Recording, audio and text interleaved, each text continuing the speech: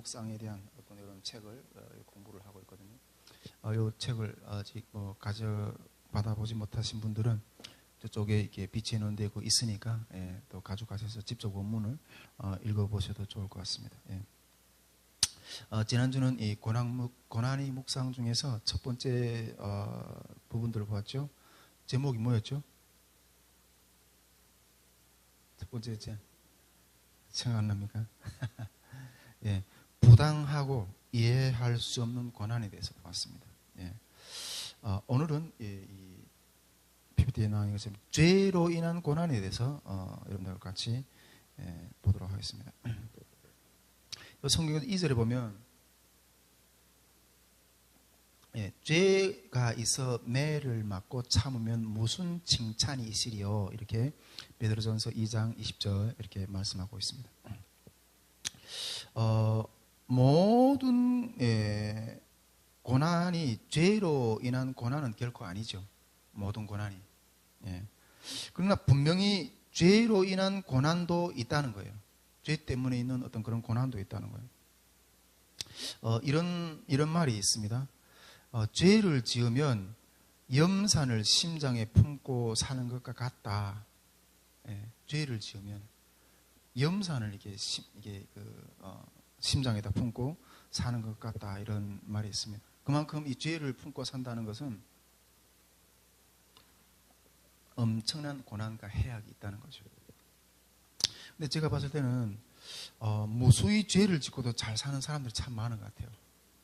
근데 우리 그리스도인들은 조그만 죄를 하나 짓고도 막 이렇게 마음이 불편해. 오히려 불편해서 그것 때문에 막 힘들어하고 막 이러는데, 그래서 뭐 어떤 분들은 또 주일에는 뭐 이렇게 나가서 죄를 짓고, 세상에 나가서 죄를 짓고 주일에는 또 와서 회개하고, 죄를 뭐 세상에 다음 주에 나가서 또 죄를 짓고 또 나가서 맨날 그런 식으로 예배드린다는 어떤 기도하는 어떤 대표 기도하는 분들도 어떤 맨날 그렇게 기도하는 것들을 보는데, 어쨌든 그 그리스도인들은 세상에 죄를 짓는 걸 되게 힘들어한다는 거죠. 괴로워한다는, 죄를 짓는 것 자체를. 먼저 우리가 성경에서 이 죄를 지어서 고난 당하는 사람들의 사례를 우리가 성경에서 흔하게 찾아볼 수 있죠. 그런 사례를 한 두 가지 정도 좀 먼저 살펴보면, 요셉과 요셉의 형제들이 이야기가 거기 좀 창세기에 나오잖아요. 요셉의 형제들은 애굽의 총리가 된 요셉의 앞에 서게 됐지만은 오랜 세월이 지나가지고 요셉이 요셉인 줄 알아 못 보잖아요. 그러나 이 요셉은 그들이 자기 형제들이 진심으로 옛날에 자기를 팔아넘겼던 그 죄를 회개하는가 하는 것들을 테스트해 보고 싶었던 거죠. 그래서 동생을 요셉이 자기 친동생이었던 그 어머니 라헬에게서 난 친동생이었던 베냐민을 가서 데려오라고 그러죠. 그래서 진짜 이 확인하기 위해서 베냐민을 데려왔을 때 그 동생의 자루에다가 은잔을 넣고 동생을 도둑이라고 이렇게 몰아가지고 억류를 하죠. 이런 상태를 보고 이 형제들이, 요셉의 형제들이 막 고백을 하는 어떤 그런 구절이 창세기 42장 21절에 나오죠. 제가 읽어드리겠습니다. 그들이 서로 말하되 우리가 아우의 일로 말미암아 범죄하였도다. 그가 우리에게 액을 할 때에 그 마음이 괴로움을 보고도 듣지 아니하였으므로 이 괴로움이 우리에게 임하였다. 형제들은 이 자기 아우가 이게 아무리 밉더라도 그렇게 하면 안 되는데 팔아버린 거예요. 그 죄 때문에 그 괴로움이 지금 우리들에게 이렇게 엄습했다, 이렇게 이야기하는 거죠. 이때 큰 형 루벤은 그의 피값을 우리가 치르게 되었다, 이렇게까지 이야기하고 있어요. 정말 눈에 가시 같았던 요셉을 팔아넘겼지만은 발을 쭉 펴고 자지 못하는 어떤 그런 형제들이 이 상태를 우리가 성경에서 볼 수가 있는 거죠. 죄의 결과로 임한 고통과 고난을 요셉의 형제들이 겪는 모습들을 볼 수가 있습니다. 또 한 사람이 우리가 어떤 사람 볼 수 있습니까? 다윗의 경우를 한번 좀 살펴봅시다. 다윗은 자기 가장 충실했던 어떤 그 부하의 우리아라는 부하의 아내인 밧세바를 범하잖아요. 그리고 엄청난 큰 죄를 범하였어요.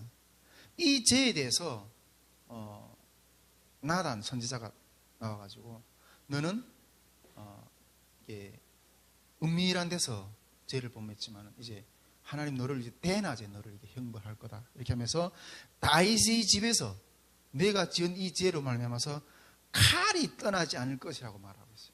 칼이 떠나지 않을 것이라고 거기 있어요. 실제 그 예언대로 다윗의 집은 계속 싸움이 일어나죠.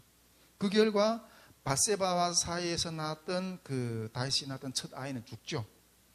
또 큰 아들 암논은 이복 누이인 동생을 다말을 또 겁탈하는 형제간이 막 이게 겁탈하는 어떤 그런 사건도 일어나고 이 일을 보고 다말의 오빠이자 다윗의 셋째 아들인 압살롬은 이렇게 암논을 또 죽여버리죠.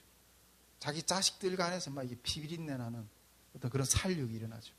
설상가상으로 압살롬이 또 반역을 해요. 아들이 아버지를 향해서 반역을 일으켜요. 예.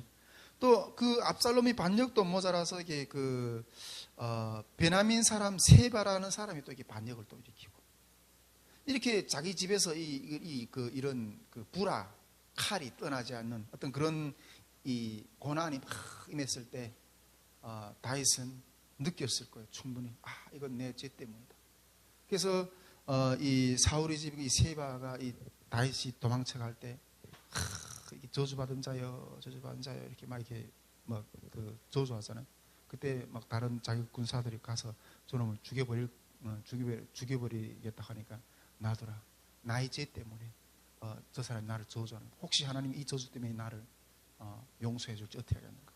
이게 다윗은 이 자기가 지은 죄 때문에 이 가정 안에 들어오는 어떤 그런 이 저주, 이 싸움 이런 것들을 알았던 거예요.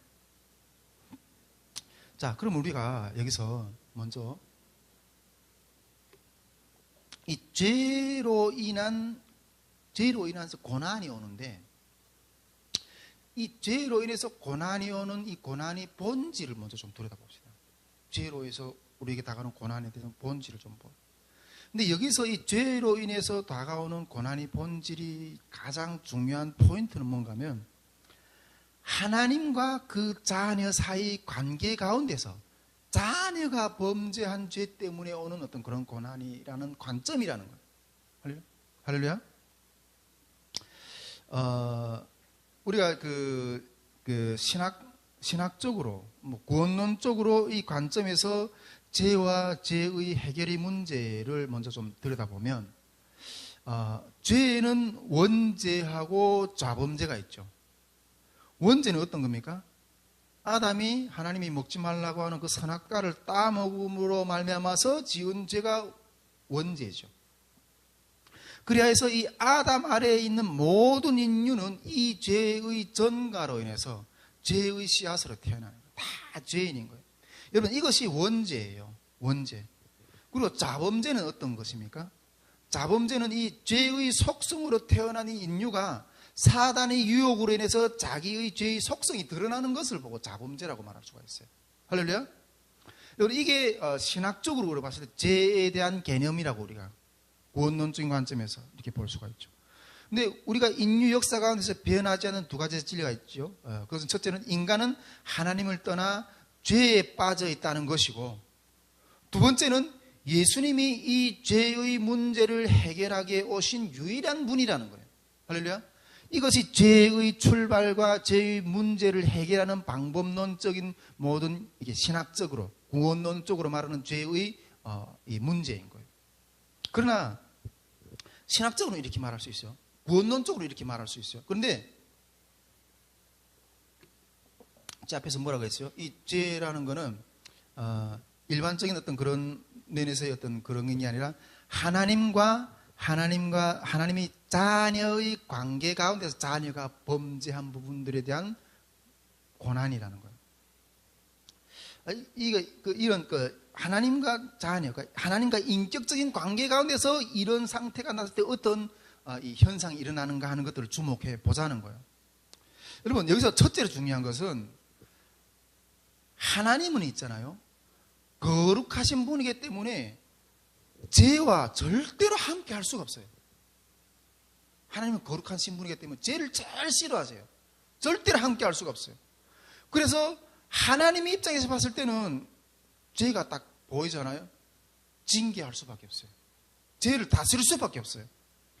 우리가 그 계시록 뭐 성경적 시간에서도 이렇게 계속 우리가 계시록 배우면서 이렇게 다가오는 부분이지만, 예수님께서 재림해서 이게 심판이 올 때는, 우리가 심판이 오는 거는 이 하나님 이 땅을 심판하기 위해서 오시는데, 우리 입장에서 봤을 때는 이 엄청난 고난이거든요. 환난이거든요. 그런데 하나님의 입장에서 봤을 때는 어떻게 했어요? 하나님은 죄와 함께 하실 수 있는 분이 아니에요. 그러니까 하나님이 자기가 만들어 놓은 땅을 새롭게 하시는 거예요. 정결하게 하시는 거예요. 하나님 입장에서는 죄가 그렇다는 거예요. 그런데 하나님은 거룩하신 분이기 때문에 이 죄와 함께 할 수 없다는 거예요. 이게 전제가 되어야 되는 거죠. 두 번째로 여기서 주목해 볼 시간은, 자녀이기 때문에, 자녀가 범죄를 했잖아요. 아니, 죄를 함께 할 수 있는 못하는 그런 분인데, 워낙 속성 자체가 그런데 자기 자녀가 범죄를 했어. 그러면 간섭을 해야지, 죄를 못 짓도록. 자녀이기 때문에 버리지 않고 간섭을 한다는 거예요. 자녀를 간섭을 한다는 거예요. 여러분, 이 간섭이 징계로 나타나는 거예요. 할렐루야. 이 간섭이 징계로 나타나는 거예요. 앞에서도 이야기했지만, 이 하나님의 간섭이 징계처럼 보이지만 우리 입장에 봤을 때는 이거는 고난인 거예요. 우리 입장에서 봤을 때는 하나님이 보시기에는 징계이지만 사람이 보기에는 고난이라는 거예요. 자, 그런데 여기서 또 한 가지 좀 주목해 볼 것은, 그러면 이 징계의 목적이 뭔가 하는 거예요. 하나님이 자녀를 징계하는 목적이 뭐예요? 하나, 왜 아빠가, 하나님이 자기 자녀를 징계할 것 같아?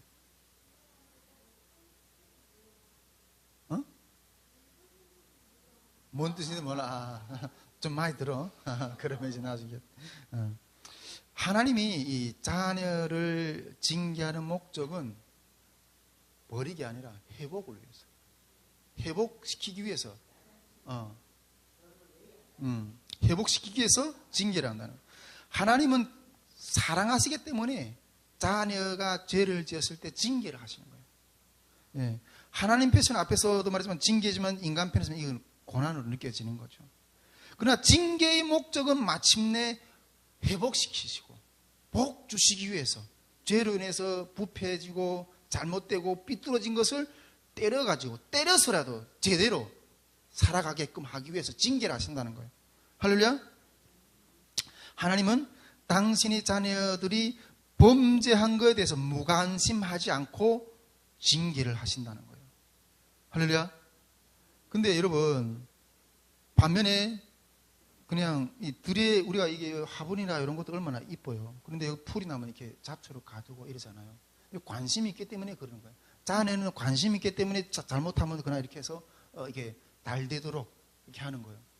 근데 내 새끼가 아니다, 내 자녀가 아니다, 이게 내가 관심 있는 화분이 아니다, 이러면 무관심이에요.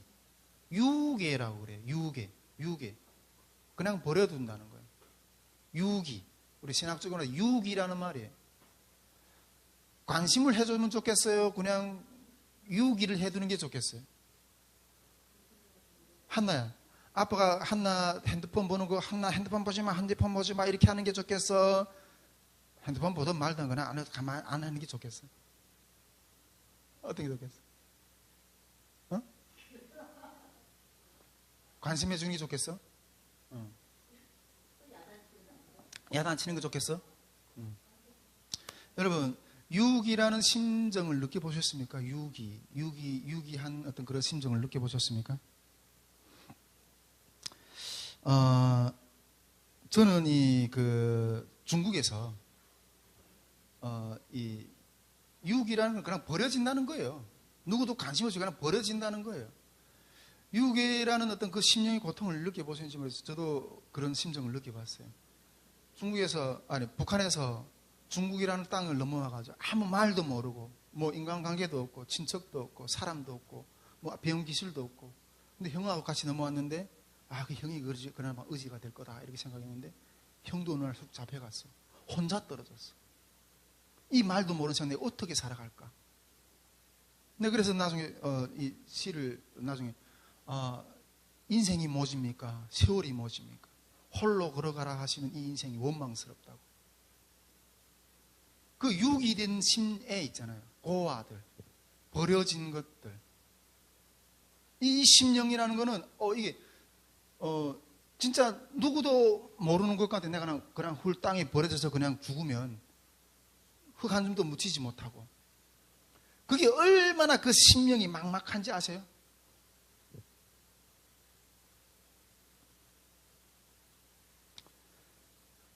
여러분, 이런 고난보다 있잖아요.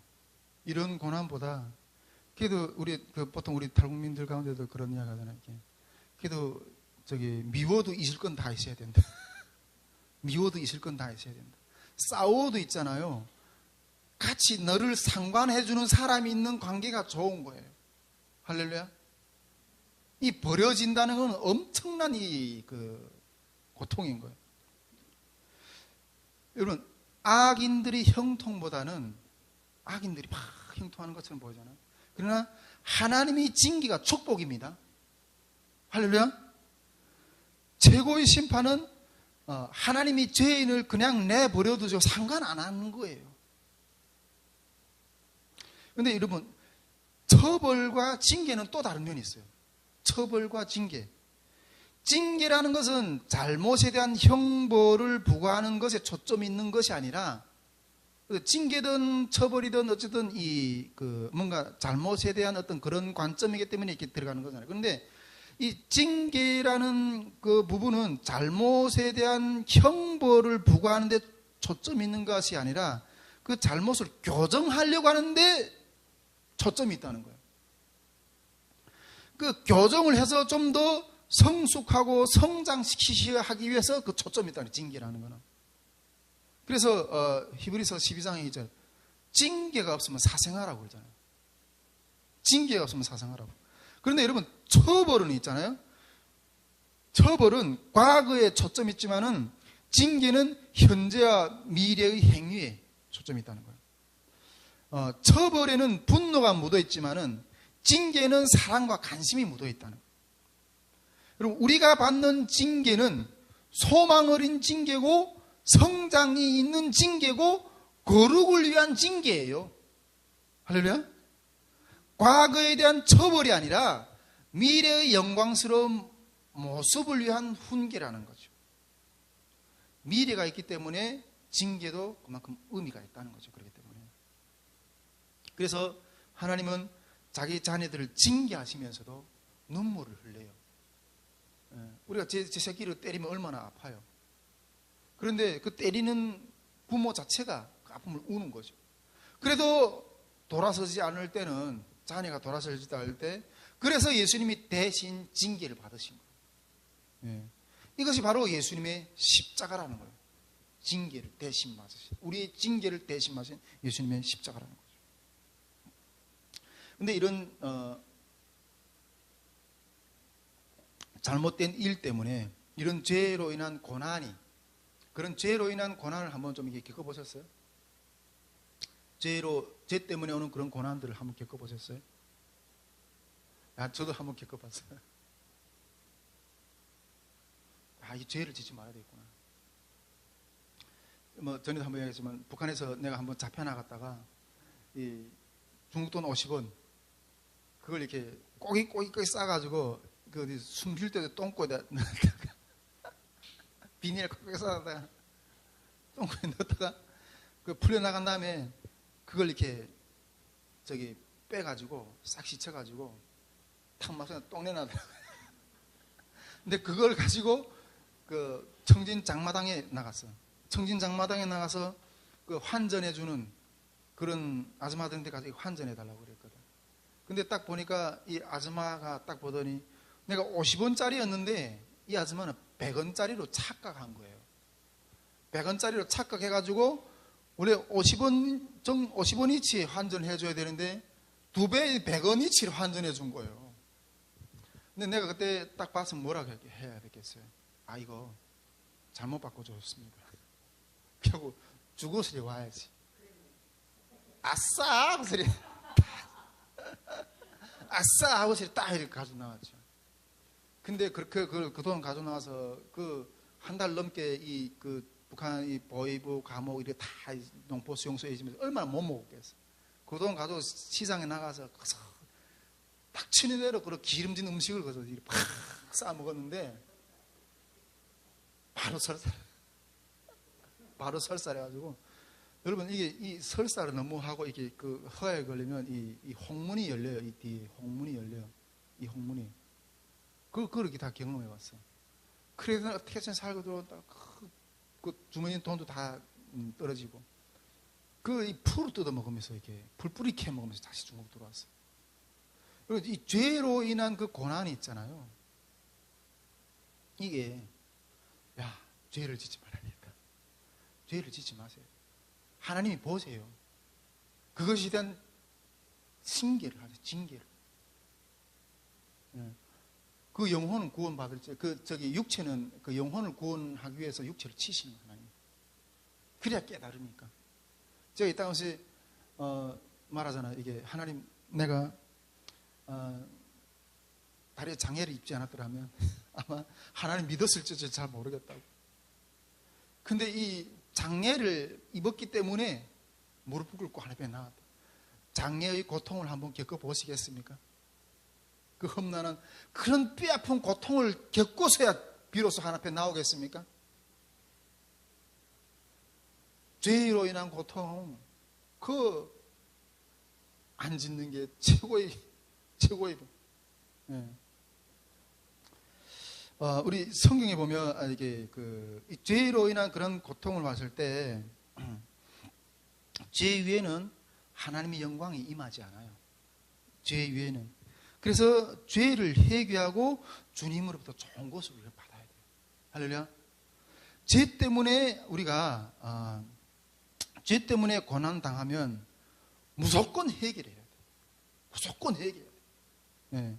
여기서 이 성경에 나오는 회개라는 해당하는 이 히브리어 단어는 슈브, 그리고 이 헬라어 단어는 메타노이아 이렇게 표현하는데 이것은 뜻이 뭔가 하면 생각과 마음을 바꾸어서 잘못된 길에서 돌이켜 방향을 전환한다는 거예요. 방향을 전환한다는 거예요.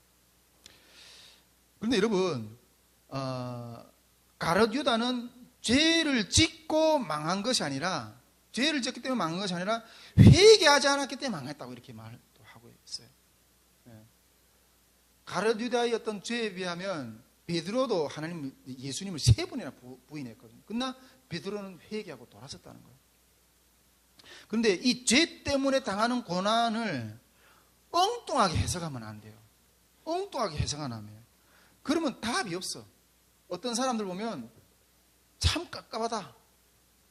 저렇게 강팍할 수 있을까? 하나님이 지를 치시는데 좀 정신 차리고 돌아와야 되는데 그걸 엉뚱하게 해석을 해. 그러면 답이 없어. 답이 없다는 거예요.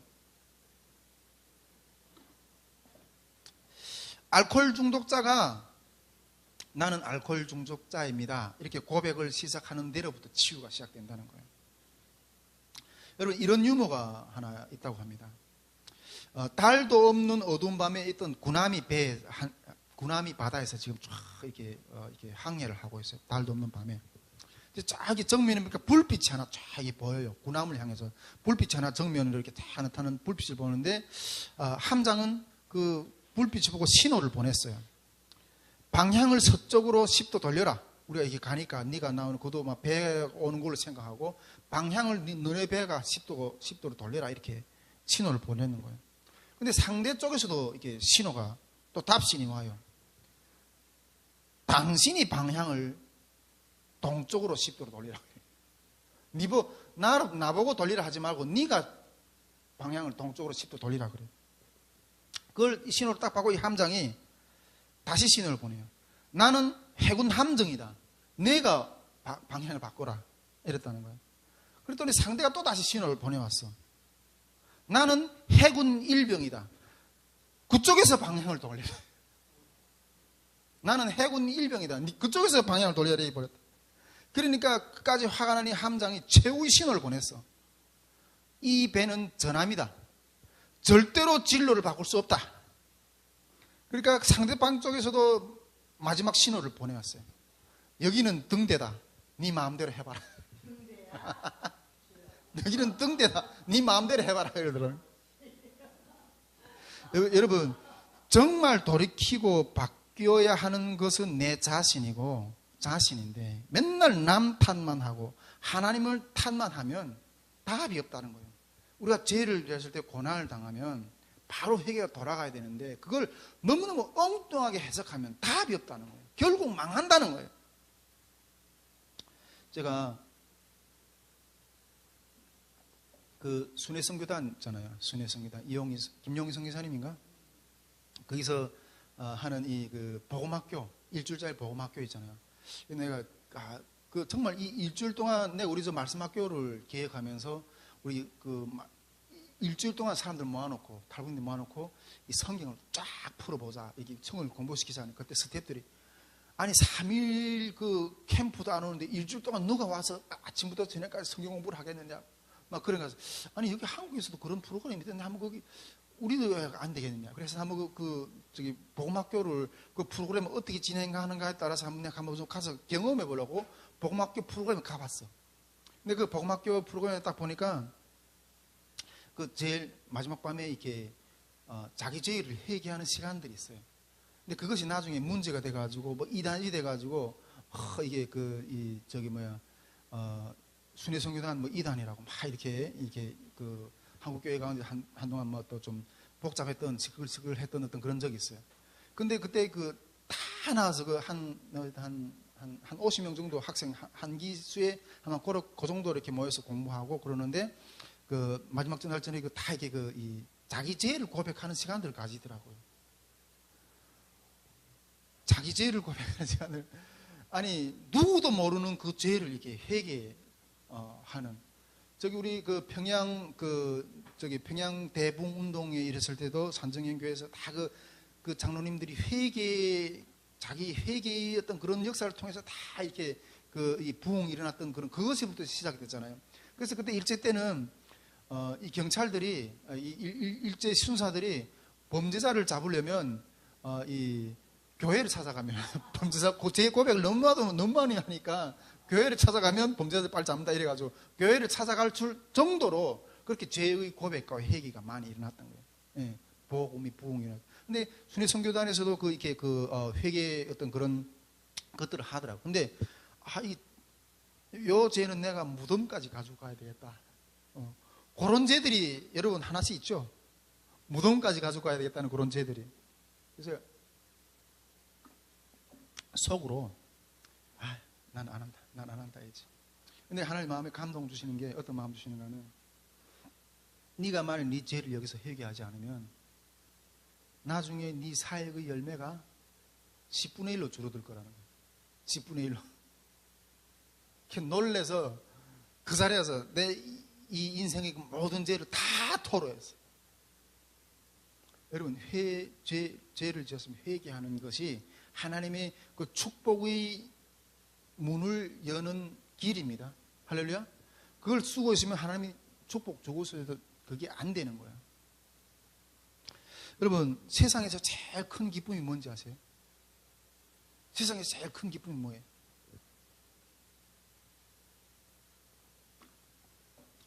세상에서 제일 큰 기쁨은 죄 사함의 기쁨이에요. 할렐루야. 여러분 내가 죽을 수밖에 없는 어떤 그런 처지인데 내 죄를 사해 내가 죄를 고백하며 사해서 받았을 때 그런 기쁨보다 더 큰 기쁨이 어디에 있어요? 여러분 사울과 다윗의 차이는 큰 차이가 그거예요. 둘 다 사울도 죄를 지었고 다윗도 아까 앞에서 이야기했던 죄를 지었어요. 근데 문제는 회개가 있느냐 없느냐의 차이라는 거예요. 죄의 자백이 없는 사울은 망했어요. 다윗은 죄를 자백하고 회개함으로써 다시 일어서서 더 크고 하나님 앞에 아름답게 쓰임받은 거예요. 여러분 이거 영적인 원리입니다. 많이 들어온 거긴 하지만은 영적인 원리예요. 여러분, 다윗의 가장 큰 기쁨은 죄 사함을 받는 기쁨이었을 거라고 우리는 생각됩니다. 우리 인간이 가장 큰 기쁨은 예수님의 십자가 보혈로 죄 사함을 받은 그런 기쁨이라는 거예요. 그래 우리는 수많은 죄악을 회개하고 용서받을 때 홀가분하고 주님 앞에서 달려갈 수 있는 거죠. 제가 한 가지만 더 간증하고 좀 마무리하려고 하는데, 전에도 이야기했지만은 제가 이 신대원에 진학을 할 때 제가 사수만에 입학을 했다 그러잖아요. 다른 동기들 보니까 내가 처음에 같이 신학교 다녔던 친구들은 이미 벌써 다 졸업했고 신대원도 같이 졸업했고, 근데 신대원을 들어갔는데 이게 계속 떨어지는 거예요. 우리 탈북민들은 무시험으로 들어가기 때문에 시험 성적 때문에 떨어진 게 아니고 면접에서 떨어진 거예요. 면접에서 떨어진 것은 이유가 이게 두 번의 결혼이라는 어떤 이 가족관계 증명서의 그 서류 때문에 제가 한국에 와서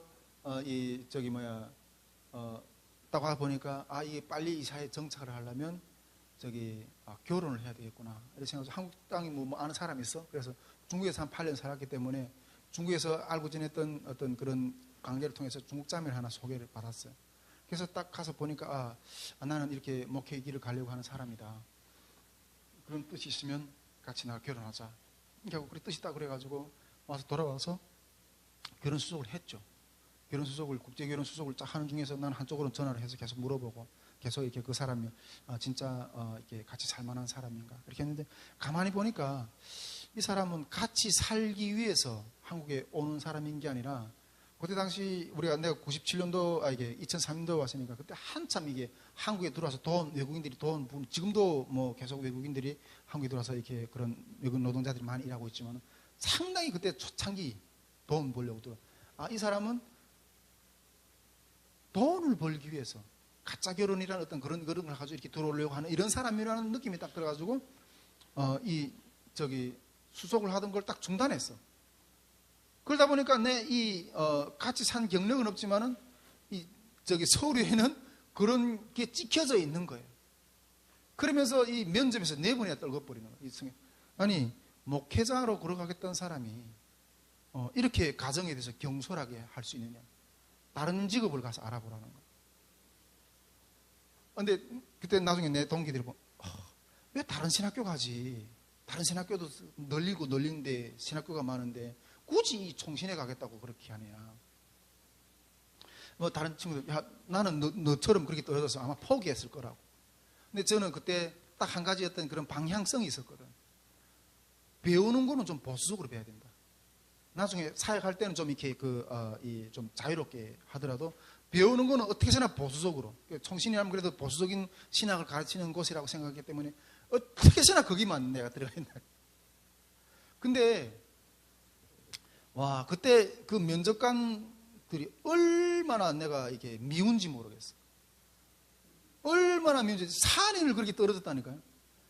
이 시험 준비를 하다 보니까 제대로 내가 많이 이렇게 이 목회 길이나 이런 걸 아니고 그러면 차라리 나 직업을 잡아서 기술이다 이렇게 해서 밥 먹고 제대로 살지.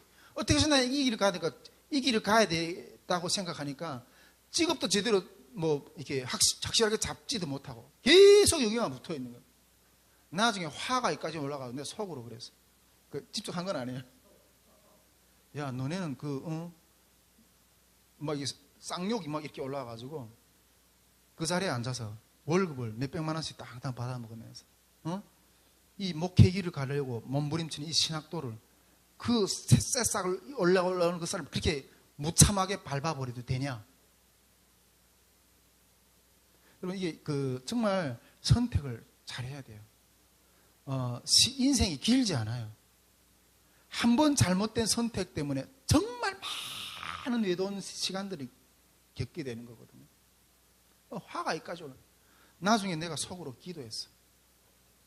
하나님, 내 죄를 사해 주시고 나를 이 신대원에 입학시켜 주시면 하나님은, 우리 주님은 인간이 죄를 사하시는 분이라는 것을 내가 온 땅에 돌아다니며 선포하겠습니다.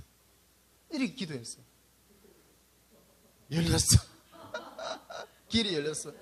여러분, 우리가 영적으로는 우리 주님이 우리 죄를 사해 주셨다는 어떤 그런 걸 우리가 알고 또 믿고 있잖아요. 근데 영적으로 하는 그게 실제로 나한테 나중에 천국에 가봐서 진짜 내가 그것이 인정받았는지 안 받았는지 그건 확인을 해봐야 되는 문제예요. 그런데 확인이 돼야지. 근데 그것도 맞아요. 그런데 나는 구원받았다고 생각하는데 구원 못 받아, 실제로 못 받은 사람들이 상당히 많아. 근데 인생에 살면서 제3의 은총이라는 것은 이런 거구나, 이런 거구나 하는 것들을 제가 이렇게 좀 느끼기도 했어요. 할렐루야. 여러분, 죄로 인해서 고난이 있어요. 이게 다시 한번 간단히 정리하면, 하나님은 거룩하신 분이기 때문에 죄와 함께 할 수가 없어. 근데 내 자녀인데 그대로 놔둘 수가 없어. 때려서라도 온전히 회복시켜야 되는, 그래, 이런 관점에서의 하나님의 간섭이 있다는 거예요. 그 간섭이 고달파요. 힘들어요. 그래서 여러분, 죄를 짓지 말아야 돼요. 죄로 인한 고난이 왔을 때는 바로 주님 앞에서 돌이켜서 회개함으로써 주님 앞에 나아가야 된다는 것을 이 시간 같이 나누게 됩니다. 자, 오늘 말씀은 여기까지 하고